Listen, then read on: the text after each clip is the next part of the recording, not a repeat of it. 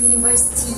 Now from GeoMap, let's learn more about a mobile marketplace app for SNT-based bamboo products. Please welcome to introduce to us Bamboos, Miss Annalisa C. Diaz Geronimo from DOST Picard.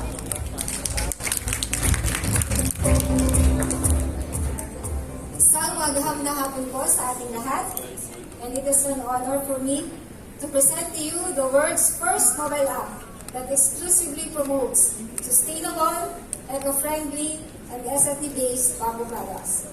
I am Annalisa C. Diaz, founder and co-project leader of the Bamboos App project, and the proud staff of PTPD Picard under Director Noel Mativo. And this technology evolved from a thesis study in AIT, and it is now a full-blown project, funded and supported by DOST Picard, of course, and our partner agency here is the USTP Cagayan de Oro. So joining us via Zoom or online are my advisor and co-founder of Bamboos App, Dr. Nofia Sasaki of the Asian Institute of Technology in Thailand. Good afternoon, sir. And the USTP project team. And we strive to be a social enterprise, espousing the same goals of sustainable community development while boosting the bamboo industry and also contributing to the climate change mitigation and adaptation strategies of the country. So as background, bamboo is an important resource. It has been included in the socio-economic strategies and environmental management and in tackling climate change. It also has a great potential in creating employment and providing livelihood. In fact, many of our farmers po depend their livelihood dito sa bamboo resources. And in the past years, bamboo has gained a lot of popularity as a source of sustainable materials and alternative also for single-use plastic. Kasi every day, there are 8 tons of single-use plastics and waste na naaanod po sa ating mga coastal resources, causing us detrimental effects sa ating health at saka sa environment. So yung bamboo, there are a lot of products that we can derive, spanning from kitchen utensils, handicrafts, furnitures, and even medicines, at saka fragrances. So, they say na we can save the earth with bamboo products. But like any other value chains, it is plagued with several challenges. So, some of the problems ng bamboo value chain is the lack of market information and yung marketing. Kasi yung mga farmers, they lack information on the market price, causing them to depend on the prices dictated by the middlemen who get much of the margin. So mas kumikita po yung mga middlemen instead na yung ating mga magsasaka. So with this limited access to a fair market, coupled with their inability to market their products beyond their locality, discourage them to diversify their products due to concern of lack of buyers. But if you look at the market size, yung global market size po ng bamboo is so huge. Kasi it was estimated in 2021 alone, it was estimated at around $59.3 billion. And it's expected to expand at a compound annual growth rate of 4.5%, reaching $88.4 billion by 2030. Ang Philippines po is the 6th largest exporter of bamboo products, based on INBA report in 2020. So, this is our solution. Kasi hindi naman po nararamdaman ito ng farmers. Kasi hindi natin sila naiitawin dito sa larger market. So, Bamboos App is our solution because farmers, MSMEs, processors, and even yung mga social enterprises can market their products anytime, anywhere, right on the palm of their hands. So, for now po, B2B kami. Now, we had meeting na po with our potential payment gateway partners, GCash, Paymaya, Paymongo, and yung delivery po ay sa GNT Express. For future plans, so hindi lang marketplace, but we also want to connect them to sa mga impact investors like those who want to buy carbon credits and maging carbon neutral. Kasi there are companies like Google, Microsoft, tsaka individuals like Britney Spears na carbon neutral po sila. Bumibili sila ng carbon credit offset the emission. So yun po ang isang major goal. So we are present social media pages, and this is our team. And as of now, we have no competitors. There are commercial sites and Facebook pages, but Bambus is built for the farmers. So help us in making our bamboo farmers from zero to hero. Maraming salamat. Maraming salamat also for introducing Bamboos to us.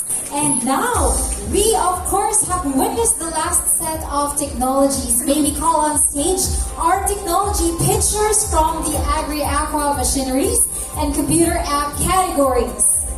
And as they get ready to be back on stage, I'd like to just, assure our audiences both outside and online that we are going to make sure that your other concerns, questions, and those flood inquiries will be accommodated. But in the meantime, our Q&A will be lasting from 15 to 20 minutes for now. Also, if you missed the announcement, you may also email us directly for any questions at ttpd@picard.dost.gov.ph. Ladies and gentlemen, we welcome back, of course, Dr. Lilian Lando, our communication expert from the Core Consulting and Development, to be our moderator. Dr. Lando? Thank you, Ms. Peace. Congratulations to our pitchers. Namamangha ang ating mga audience sa inyong mga presentations. Kahit ako na. Diba? Super, sabi ni Ms. Peace. Okay, so this is a group of the machines and the equipment and our IT products. So, ang ating pong mga judges. Yes, ma'am? I'm Andrea Tizon from, we are a fabricator manufacturer of equipment. So, ang question is, medyo, paano ko ba sisimulan ito? Marami sa mga na-present ay existing na sa international market. Others might not know it because they're not familiar with the manufacturing sector or the equipment manufacturing, but in my point of view, marami na sa technologies na na-present ay existing na. So, ang tanong, what sets you apart?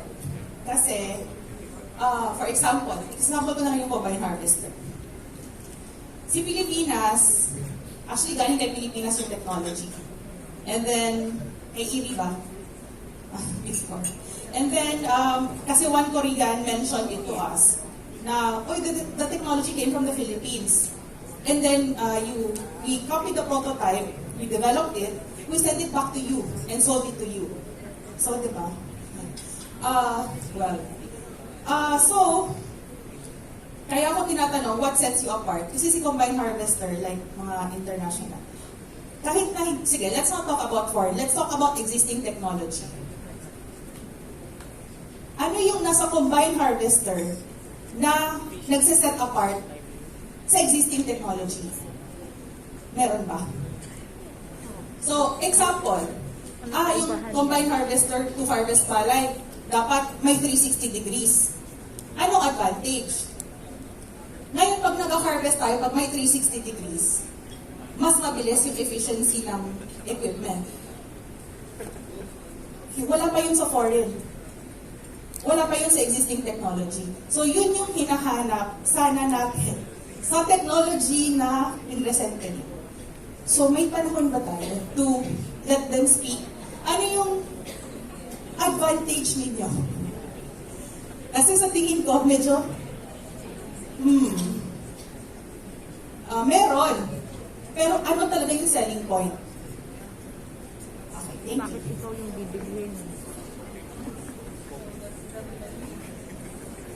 Anybody want to start?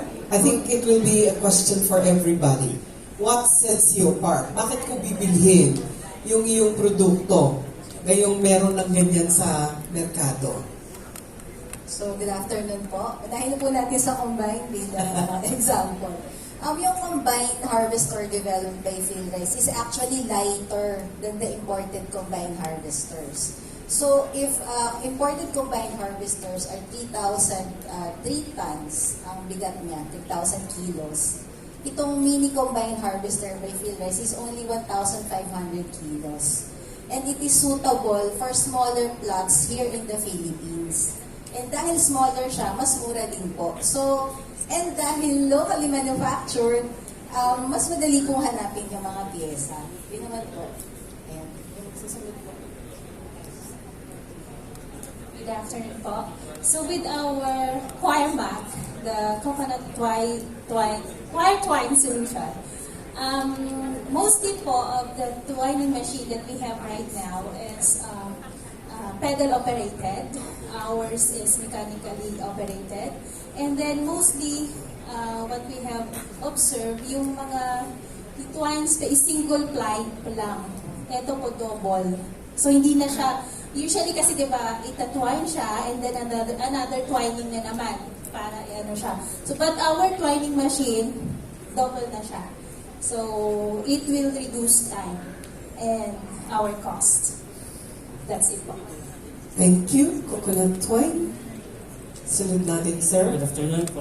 For the coconut primer, before we started this project, yung lumapit sa amin is yung Kukuling and Franklin Baker. So, unang tanong ko din sa kanila, bakit kailangan pa natin gumawa ng bago? Yung may available na sa international market. Pwede nyo namang i-import. So, yung sagot nila is, during testing talaga nila, pinagamit nila sa kanilang mga members, hindi siya, may certain part yung cable, nasasagi siya sa trunk ng niyog. Kasi yung niyog daw sa India, wala siyang hak-hak or yung apakan, walang mga deformities. So dito sa atin, nakasanayan na mayroong apakan, kaya kailangan talagang may innovation na gagawin. Kaya yun yung naging parang first step. So i-consider namin na meron talagang gagamit ng aming technology kahit locally made. Good afternoon, Ms. Andre.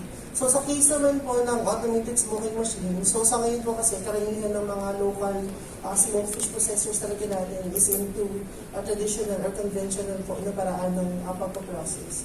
And they are having difficulties po accessing yung mga machineries kasi basically they are large scale yung po kanilang size. So what we're offering dito sa mga future adopters po namin is a scalable type. So that's one advantage. Now, we can vary the size or capacity po ng machine depending on their daily capacity or processing capacity. Aside from that, so ngayon po, dun sa survey din na ginawa namin, medyo dying din yung industry ng tinapa. And we want to make use of science in order to preserve the culture of tinapa processing. So it's like, in terms of social value, it's art and science po of cultural preservation po ng tinapa industry. Good afternoon po sa lahat, and good afternoon po kay Ms. Dizon. Para po sa inyo po, Ms. Dizon din ako. Para po sa inyong katanungan, isa po sa kiniklaim ng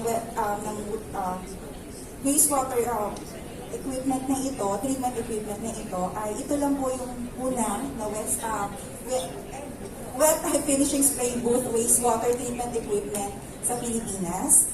And katulad po ng pinilisan kanina, ito po ay mas mura kumpara din sa nasa ibang bansa po, i-develop sa ibang bansa. And plus, since ito po ay pwede talaga i-adjust kasi iba-iba po yung klase ng wastewater na pinuproduce ng ating wet by finishing spray booth, pwede pong i-adjust siya depende sa pangangailangan po ng kliyente. Mas maganda po kung nasa Pilipinas ang kausap mo para po mas personal, mas mapupuntahan, mas mabibisita yung lugar kung nandito pa sa Pilipinas. Salamat po.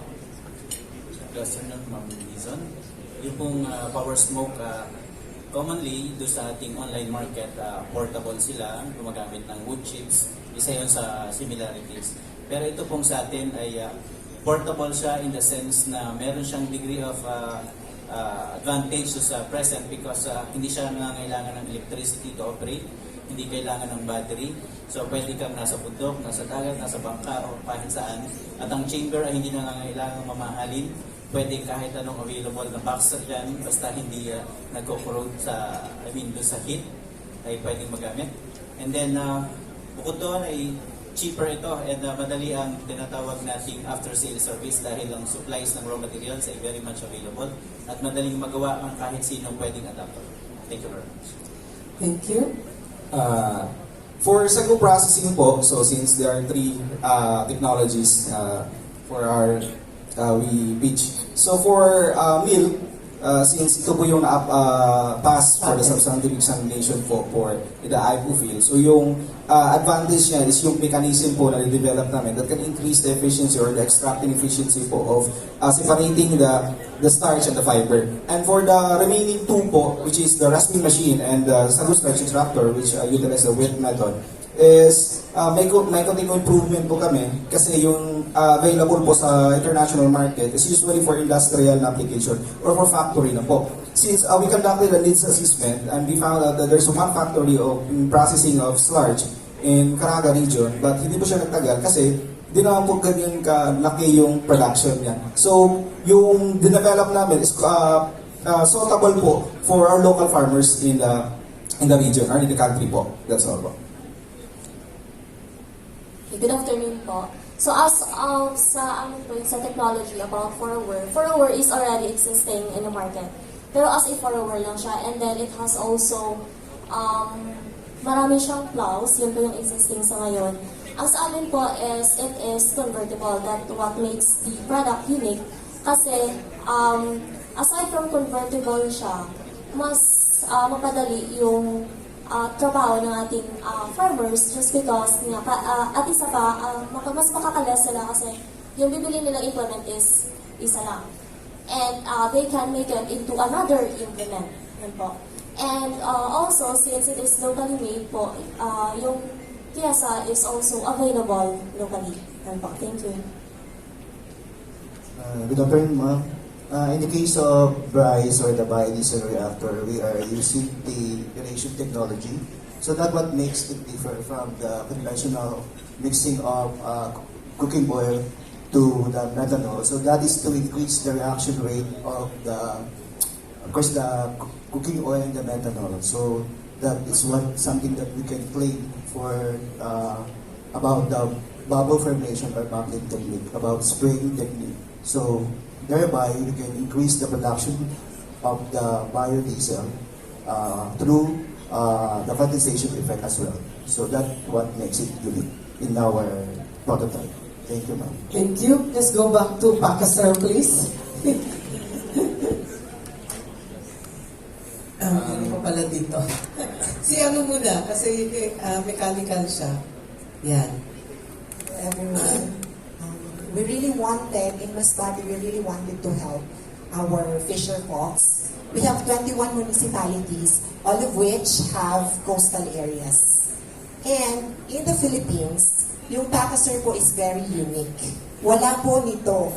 Imagine, in just an hour, you can have a pakas na isda, 566.33 kilogram. And if ever there is an available Pakasar in the international market, for sure, hindi siya bababa ng $15,000 US. And if you're going to convert that, hindi kaya ng ating mga mangingisda. So, dahil nga, because we want to advance everything, we want to be of help to our fisher folks in Masbate. We really pursue that and yun, talagang aayusin natin yun, aayusin para mai-out siya sa market. That would be all. Thank you. Thank you. So let's go to Sir Palao. Sige po. So, good afternoon. In case of fruit powder po, yung traditional method po na paggamit, say paggamit ng paper bag at saka yung rubber band is hindi po natin ginagawa. Unlike po sa international market na yung fruit bagger nila is yung bag na ginagamit is sa kanila din po. So hindi mo magamit yung fruit bagger unless na gumamit ka ng bag na dinevelop nila.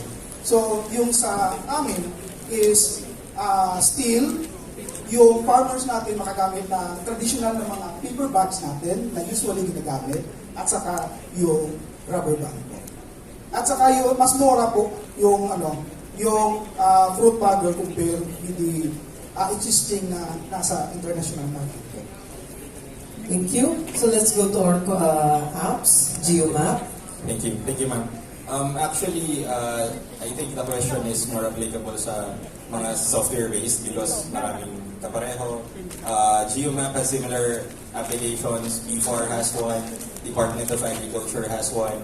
So before we parang developed and designed GeoMap, we actually studied and reviewed the existing ones. And we found out that their system are already predetermined, already parang information management system lang siya, nakalagay na po lahat. Unlike ours, that it is more personalized. It's like having your own profile where you can input your own agricultural data. You have that kind of freedom and that responsibility, that sense of ownership, ika nga nila. So unlike the existing ones na parang, it's like, fixed po lang. Thank you. Boost. In our case, ma'am, as far as we know, wala po kami katulad na app that exclusively promotes and only carries sustainable bamboo products. So, I think this is the first in the world. Meron mga app, pero diverse yung kanilang products. So, dinidevelop po namin ito para talaga sa mga bamboo farmers. Sustainable. Yes. Okay. May dati flexi. Siguro po, if there is one thing common among us who are investing on local technologies, the major problem talaga with our fisher folks and farmers is the very high cost of importation. So kung sabihin natin na mura yung mga equipment internationally, pero most of the cost, napupunta siya sa freight cost or importation cost. And one way of reducing that is by localizing technology. So ito yung ginagawa namin yun. We're localizing the production and localizing yung manufacturing so that you can easily address and source out internally kung ano po yung mga solutions sa pwede natin i-offer sa mga fisher folks and farmers. Okay, thank you. May follow-up pa si Ma'am. For sure. Nafe-feel ko na yun. Oo, magandang pakinggan talaga na si Philippines ay may mga ganitong klaseng developments, di ba? So hindi totoo na mahal mag-produce sa Pilipinas. Tama. So yun ang magandang punto na lumabas talaga today. Kasi ang daming sinasabi, walang market sa Philippines, kasi mahal mag-produce, walang bakal, walang steel mill, hindi po yun totoo. Kaya, yung mga investors na nag-pitch. Babayaran na si Ma'am, siya na nag-pitch para sa inyo. Okay, thank you. Thank you. Our other panelists? Yes, sir.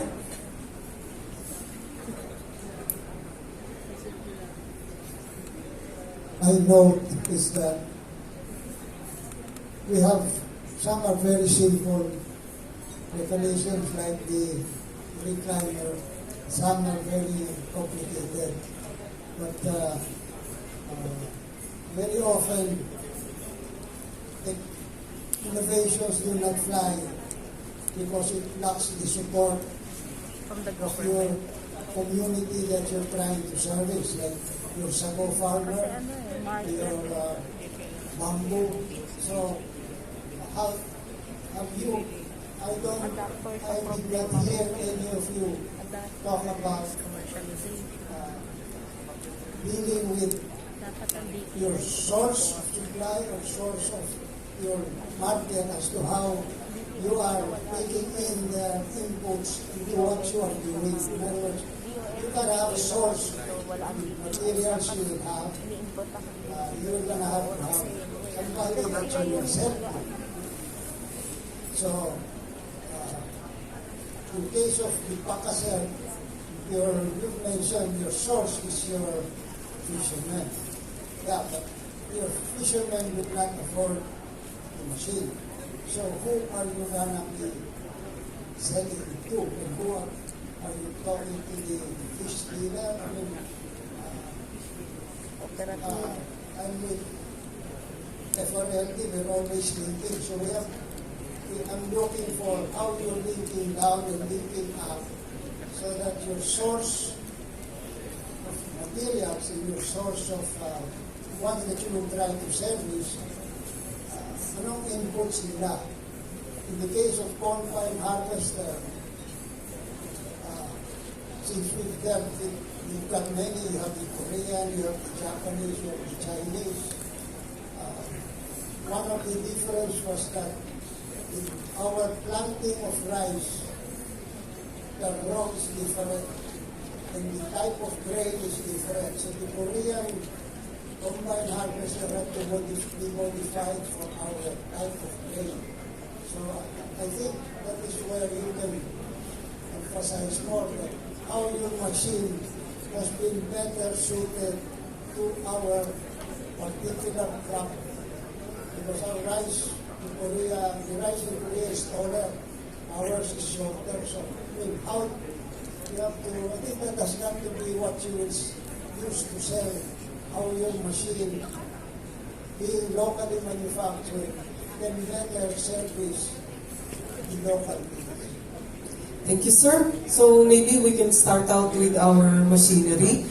So unang-una, paano tayo nag-connect dun sa sinasabi nating gagamit o mabe-benefitan doon sa ating technology? And from there, how do we then connect upwards also? Siguro dun sa manufacturers or potential na nakikita nating magmamanufacture noong ating equipment. You wanna go first? Okay. Hello? Ayan. So, bantarin ko na po. Sir, tama po kayo, no? So, even though we are attempting to lower down the cost of production, parang yung 15,000 is still very high cost para sa mga producers po natin. So, one intervention that we found is to look for possible adapters to our cooperatives, and we were able to identify some sa kaso po namin sa Rosario Cavite. So, another intervention, instead of going directly to those producers, one is cooperative, and next is we want to take advantage of our agriculture and fisheries mechanization law, where even po ating LGU can also support yung pagbili and production po ng mga agricultural machineries po or fishery machineries po. Thank you.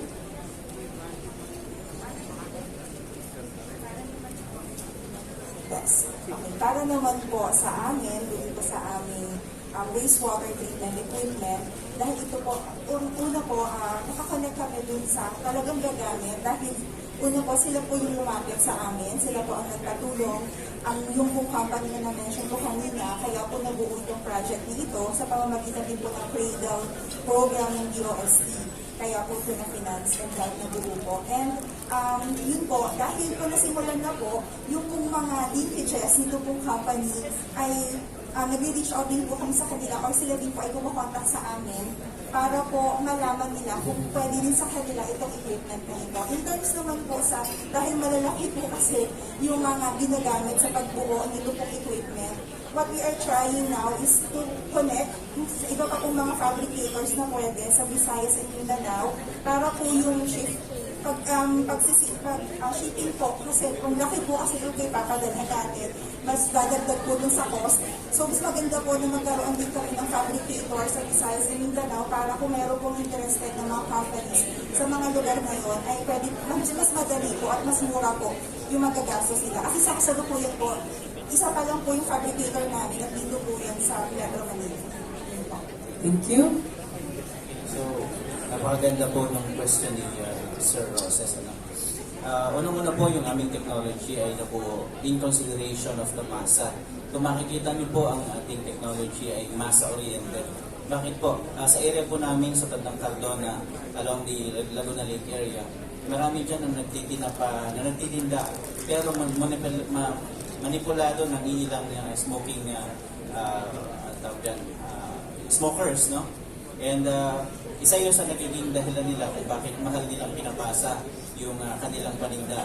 Aside from it, ay ina-address din natin yung issue ng paggamit ng colorant sa mga tinapa. Kasi yan na po yung nauuso ngayon, hindi siya talaga tinapa kung hindi in-sprayhan ng pampausok.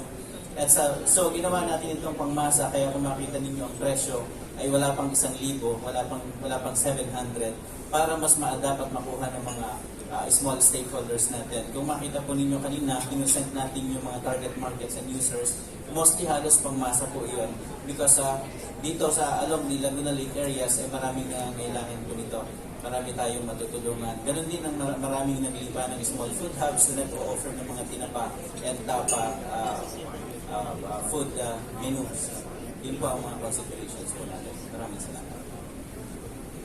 For the case of Sago Processing Technologies po, so the development of these machines started in looking for alternative source of starch.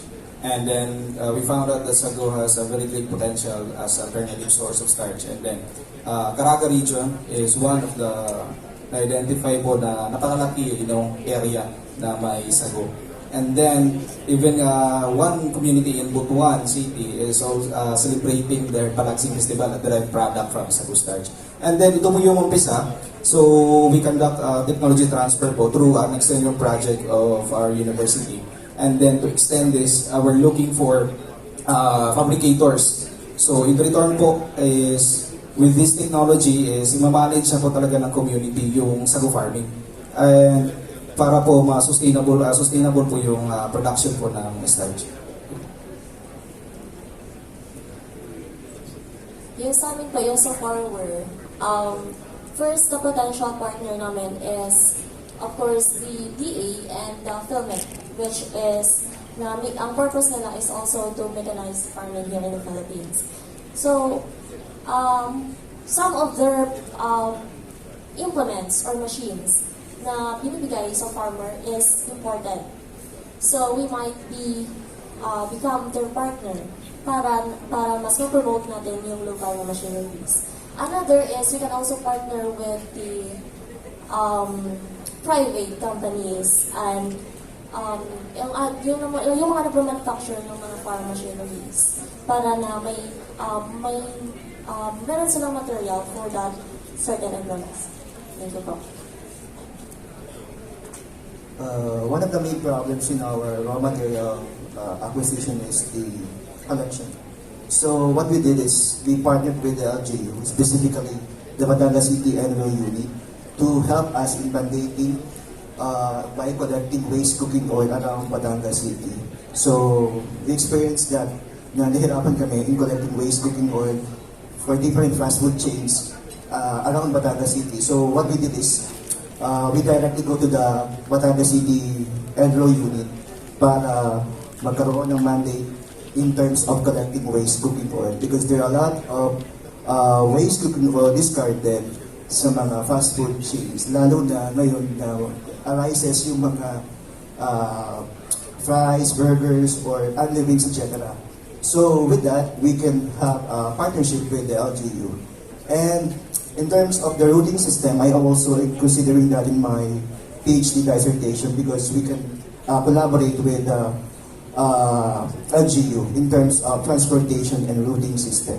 So that's one way parang collaboration with LGU. Since our initial target market is the agricultural sector or particularly the Corn Growers Association in Batangas City, whereby they can use the biodiesel produced on their machineries. That's Thank you. Thank you. Over there. Good afternoon again. In terms sa Coco Climber, in terms sa parang applicability and takers ng technology, before nakipagtulungan sa amin yung Coco and Protein Baker, tinry na nila without us na i-copy talaga yung technology from other countries. So nag-import sila ng isa, tinry nilang i-duplicate. Kaso nung tinry na ng mga members nila, yung Kukuling pala is isa siyang non-government organization. Yung members niya is yung lahat ng coconut industry like cocoa sugar companies, processors ng copra, and other desiccated coconuts. So, na-identify na nila na problem talaga yung shortage ng laborers in terms sa climbers. Kaya, ginawa nila ng paraan.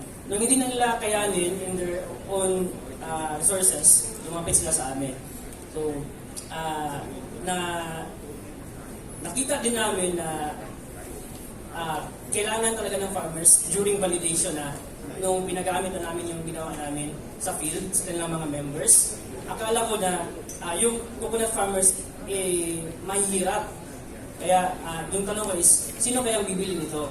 So baka iasa na naman nila sa government, libre. But during our field testing, so yung individual farmers talaga yung gustong bumili. Kaya ngayon, pinapasak namin yung license agreement namin with Cocoling dahil marami na talaga ang gustong bumili.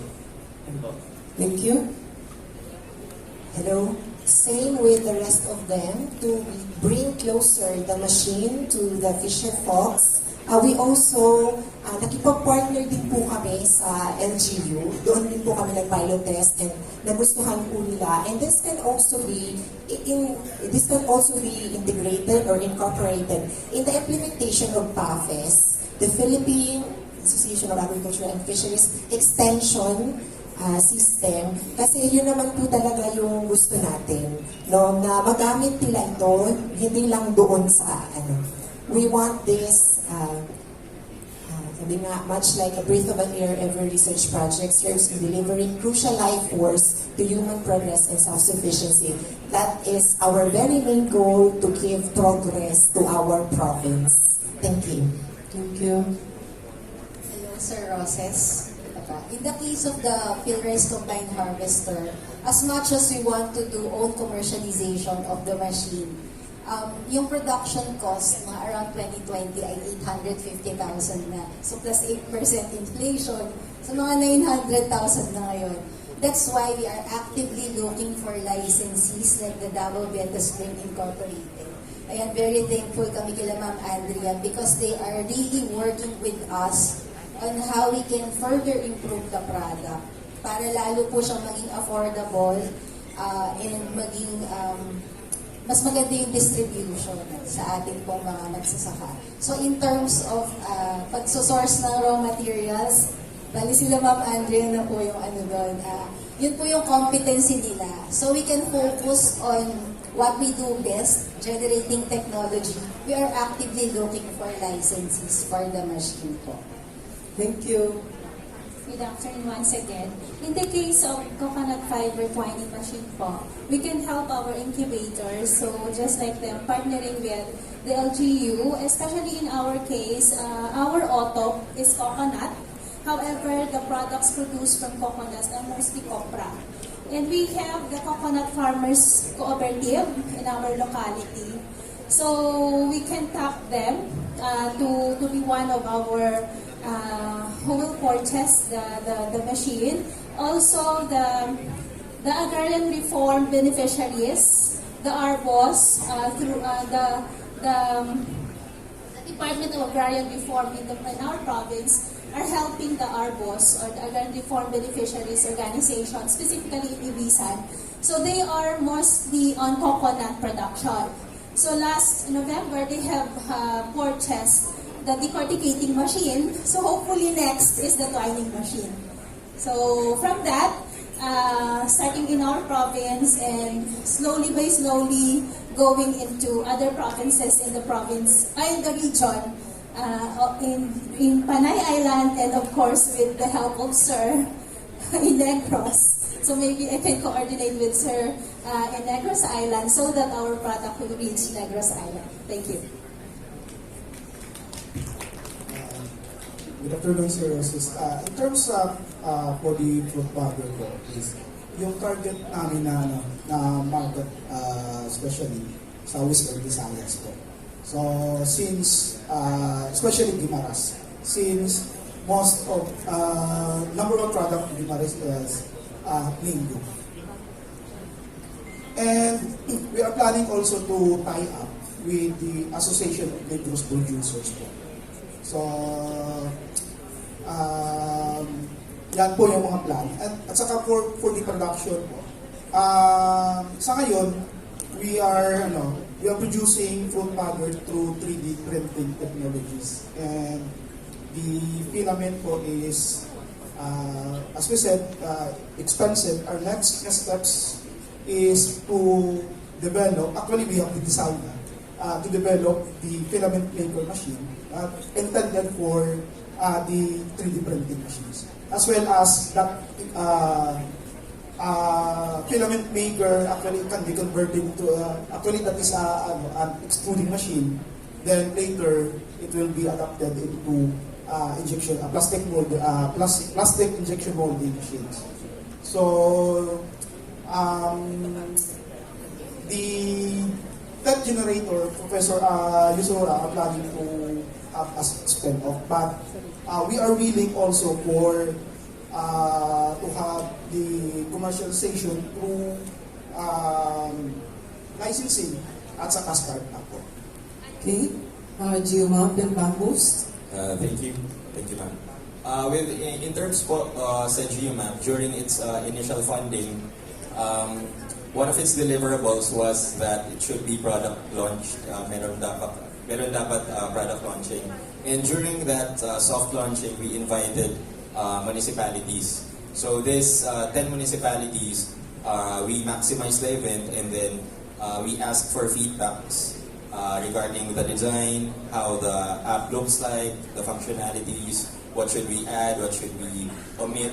And then during during those interactions with them, we integrated their feedbacks as well. And also, as a matter of fact, even up to now, we are still in talk with them in the development of the system, because as we all know, in terms of software development, it's not really completed. Walang nako-complete talaga. It's always full of iterations and development. So today, it's underdeveloped pa siya, patungo to become a mobile-based, because as of date, it is only on web. So we like to parang pursue on that track naman.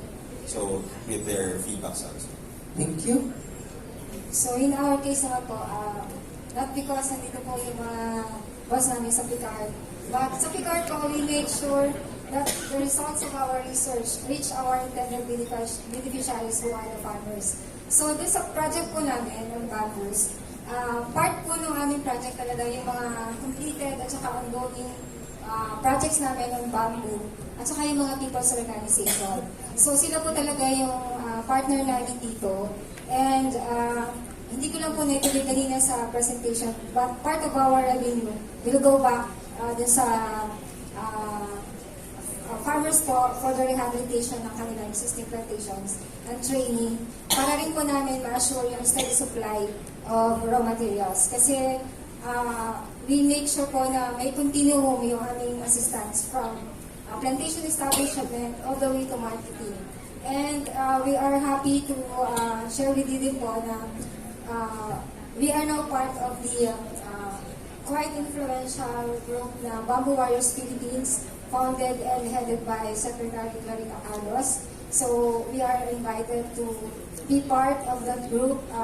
Composed po ito ng mga key players ng Bamboo value chain all over the Philippines, and they have this package summit that will be conducted in 13 regions next year. So maganda pong chance ito sa amin to collaborate sa iba't iba pong sectors and groups para ma-assure po namin yung